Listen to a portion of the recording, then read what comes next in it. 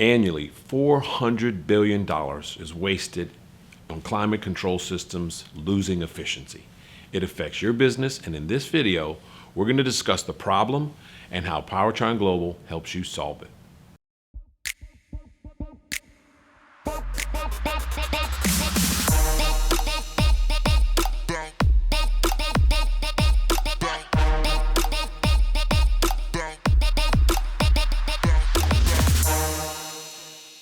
Hello, Kevin Carriere with Powertron Global. Did you know that all climate control systems lose substantial efficiency? Most systems in service right now use 30 to 50% more energy than they were designed to use. Most systems in service right now use 30 to 50% more energy than they were designed to use. Think about it. While you're running your systems, 30% of every dollar you spend powering those systems is complete waste. This means that up to 15% of your total spend is wasted because climate control systems normally use 50 to 60% of your total power bill. That's a large sum of money that goes right out the door every year. The problem is thermal drift. Companies purchase their equipment based on efficiency. Once that equipment is then put into the field, the efficiency is never the same.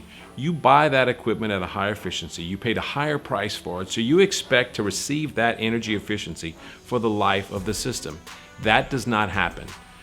The equipment manufacturers do not measure the efficiency on the backside. Your service company, as good as they may be, is never going to measure its energy efficiency, and it affects you.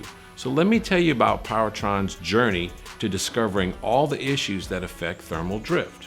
Our initial offering as a company was a nanotechnology made to overcome heat exchanger degradation. What that means is the heat exchangers or the coils are made to move thermal energy to create a hot or cold climate. There's some natural processes that happen that degrade that efficiency, and it affects your total system efficiency. Our nanotechnology is very good at overcoming that problem. As we tested in the field with engineering staffs, highly calibrated instrumentation over years and years, we ended up finding all of the other issues. Let me give you an example. We would show up, we have a standard that we have to comply to so that the engineers will stamp the test and consider it a valid test, and then upon getting to the building, measuring it, we couldn't use this piece of equipment or that piece of equipment. Even though it was recently serviced, we ended up having to throw out 4 out of every 5 systems that were eligible for the test.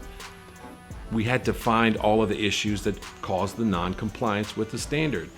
Our engineers had to dig and find all of the issues. Over the years and time spent and dollars spent, we ended up figuring out that we need to develop other technologies, other solutions to overcome what we found in the field. So now our system, our ecosystem as we call it, is comprised of many sections. The first is the nanotechnology. The next is forensic engineering. We had to dig deep.